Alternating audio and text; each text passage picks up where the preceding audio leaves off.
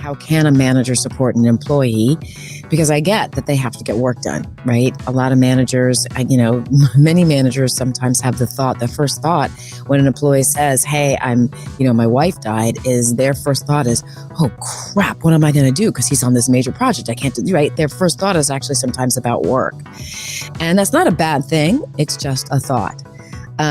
So through my years in HR, I started to develop something I call the North Star strategy, which helps managers understand how to have those really crucial conversations with the employee who's dealing with this tragedy or this thing that's happening in their lives, how to have those crucial conversations with the team, and how to get the work done that needs to get done in a way that doesn't build resentment. And I think the reality is we're not trained.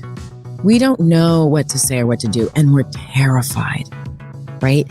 And at least in most of the Western cultures that I know of, we want to fix things. We want to make it better. We don't like to just kind of do nothing. And we can't fix the cancer. We certainly cannot fix the loss of somebody, whether it's a coworker or their partner, child, mother. We can't fix depression. Right? And so it feels very nebulous, like it's this thing we can't wrap our hands around. That's actually the first one on my North Star strategy, and that is speak. So I think the first thing is say something.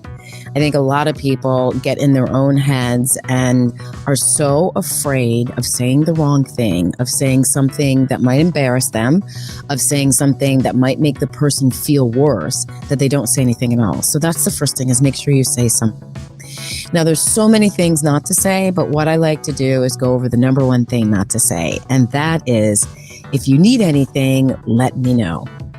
And it feels in the moment like it's really helpful. Like you're like, yes, I so mean this. I care about you. If you need me to go to Alaska to pick up some fancy caviar, I will do it. But we don't really mean anything. Like anything's too big. I had a toddler at the time when my husband was first diagnosed. Did anything mean that you were going to take your no child car, because you don't have any kids, and drive up to the preschool, brand new cleaned car, drive up to the preschool and pick up my vomiting toddler? Is that what you meant by anything? Or did you mean you'd be happy to drop off a bottle of wine? Right? If your friend's mother is dying, did you mean that you were going to be comfortable enough to sit and read to a dying woman? Or did you mean that you'd be happy to tell her a joke every now and then or take her to lunch, right? Anything is too big. I do want to let all listeners know 3 months is not enough time to get over a loss. So you will still be seeing side effects of that loss in that employee. Because I hear people say, well, it's been 3 months. Why can't they just get back to work? And it's unless you've dealt with that. Because it's a tough look. What makes this hard is you have to have a conversation with someone who could die. You have to have a conversation with someone who might commit suicide. You have to have a conversation with someone who just went through something that you hope you never have to go through, but it'll probably happen to you at some point. And so dealing with those emotions is it's scary. It's uncomfortable. And like I said, we can't fix it.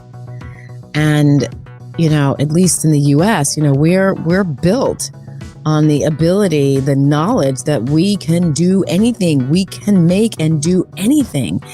And we cannot make, and we cannot do, and we cannot change the fact that our employee or friend is dealing with this issue. We can't fix it. And I think making sure you're comfortable with that and understanding that. And honestly, it's a humbling moment. So if you can't fix it, what can you do? And I think that's really the question that I'd like to see more managers asking. I think it's the leader who was my boss who let me run with a project and protected me from the person above. I think the role of a leader we often forget is also that of a protector sometimes. And so it is, almost in a sense, falling on the sword, right? To protect your team. And that, and you can't tell the team that you've done it. You can't brag that you did it. You just need to do it quietly. And, if it gets back to the team, great.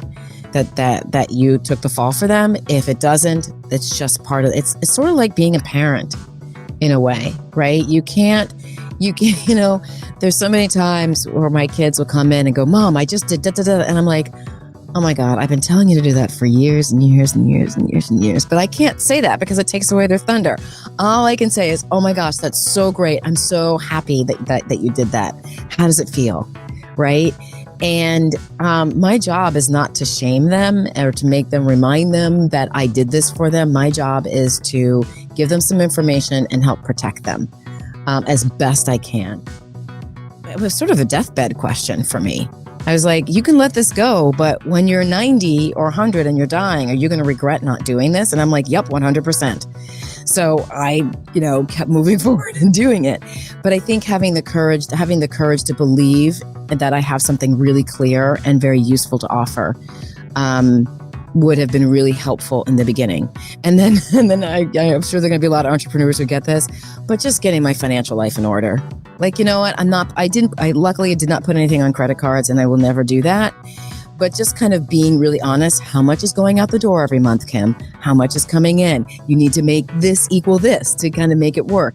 So just being really clear and honest about that would have been very helpful to me. Now I got it dialed in and I check my numbers every month and I know what I'm doing. And but for a while I was just kind of doing I'm going to pretend I don't see the finances,